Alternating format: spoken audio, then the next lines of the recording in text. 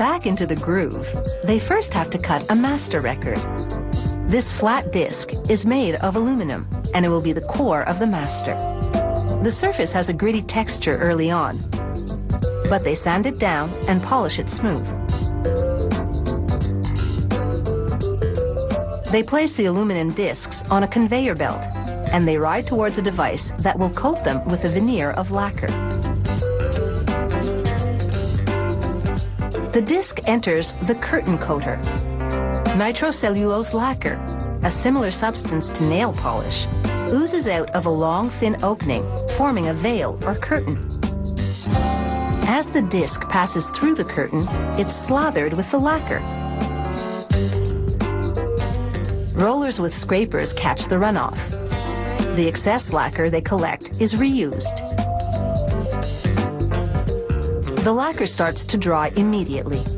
The solvents evaporate, and the veneer hardens into a nail polish-like finish. But like any manicure job, there are often flaws.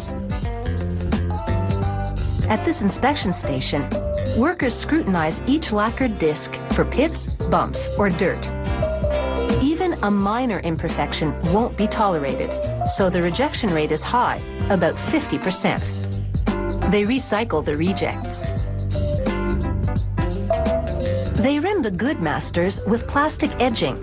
It will stop the discs from rubbing together during stacking and damaging the finish.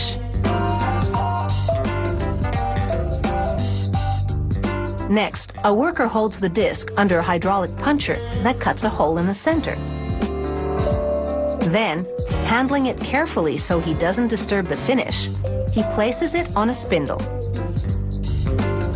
A robotic arm slides a plastic ring down the spindle, depositing it around the center hole of the disc.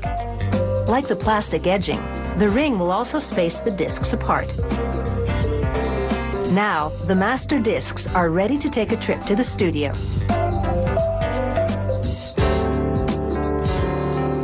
The lacquer disc is about to be cut. The engineer places it on the recording machine, called a lathe. He peels the protective ribbing away from the rim.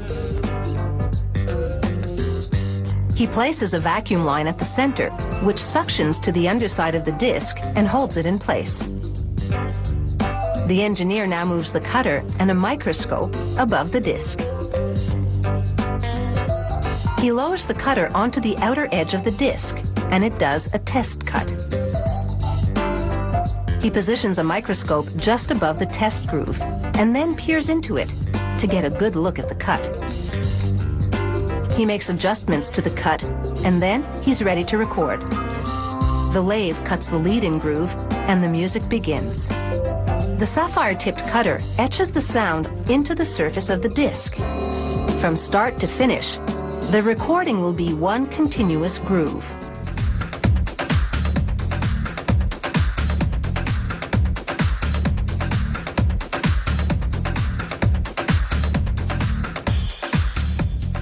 A computer monitors the cutting and adjusts the spacing between the grooves where needed. A little vacuum draws up scrap as the cutter carves the groove. Some believe this sound is warmer and has more depth than digital recordings.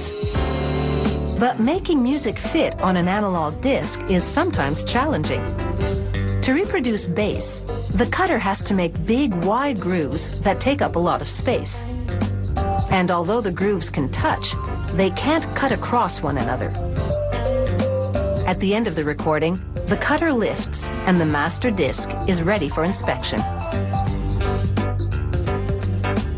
If it's acceptable, the engineer places a stabilizing platform on it and scribes a unique serial number into the lacquer. Soon, this master disc will be making an impression.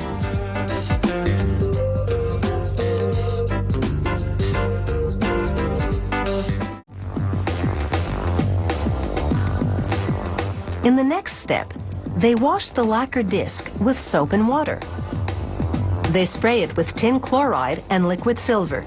The tin chloride is a sensitizer that helps the silver stick to the lacquer. They wash away little bits of silver that don't stick. In seconds, one side of the lacquer has become a stunning silver disc, with the grooves intact. But next, they'll add a duller metal to the silvered side in order to really stiffen the disc. They fasten it to a spindle on the underside of a tank lid.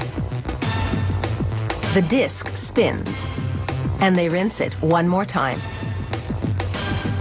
The water in the tank below is green because these nickel nuggets are dissolving into it. They lower the lid, and the spinning disc is immersed in the solution. An electric charge fuses the nickel to the silver, and the nickel settles neatly into the grooves.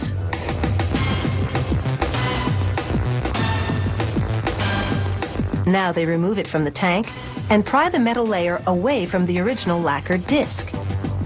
This metal layer is a stamper that will be used to press vinyl records. And the lacquer disc, which has served as its mold, is discarded. Now they look for the exact center of the stamper. A worker places it under the microscope, which is part of an optical centering punch. As the stamper disc spins, he aligns the grooves with a guide in the viewfinder.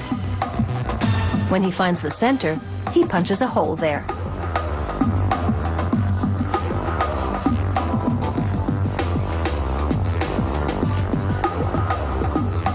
Next, they clamp the stamper disc into a trimming machine. The disc turns, and a cutting wheel trims the edge, cutting the stamper disc to a diameter of 32 centimeters. Now the stampers are ready to make their mark. But first, the labels must be prepared. A punch bores into the center of a stack of them, making holes.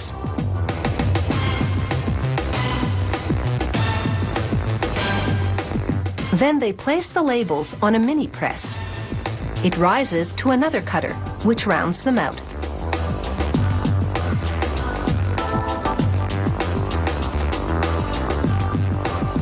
They pour black polyvinyl chloride pellets into a hopper. The pellets fall into an extruder, which turns them into hot rubbery patties called biscuits. Hoists above and below push labels to each side of the biscuit. Suction cups hold them there, while a carriage moves the biscuit forward, then drops the biscuit and labels in the press. Two stampers mounted in the press apply 100 tons of pressure. The stampers are searing 193 degrees Celsius. They melt and mold the biscuit into a record. A quick cooling cycle hardens it and bonds the labels to the vinyl. A carriage then transports it to a trimming table. The table spins the record against a knife as it cuts away the ragged edges. Then the table takes the trimmed record to the finished stack. And the process begins again.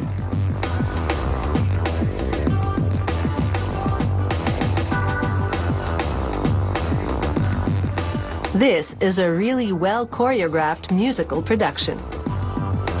As one record is lifted out of the press, the next one goes in.